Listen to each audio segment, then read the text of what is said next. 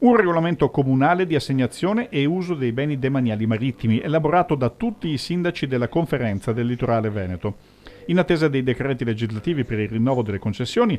amministrazioni comunali e regione hanno stabilito regole comuni per l'assegnazione e l'uso dei beni demaniali marittimi, per fare fronte comune di fronte ai prossimi bandi, evitando che le città balneari agiscano diversamente fra loro. Più di 600 concessioni,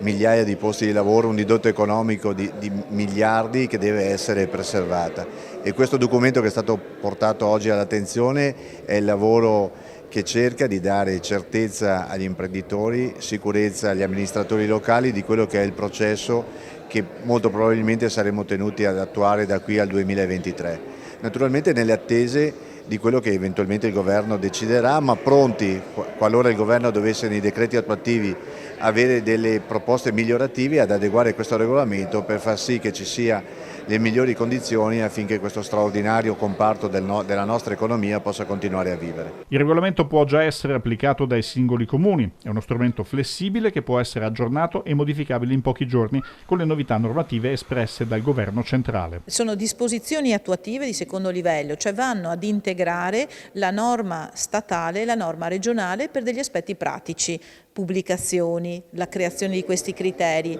Dove non interviene la norma nazionale o la norma regionale, interviene a completamento, ad integrazione, la fonte regolamentare, ed è questa la cosa importante, l'aspetto importante, perché va a dare dei criteri agli uffici demanio che sono uniformi per tutta la costa veneta. Questo è fondamentale perché nell'attesa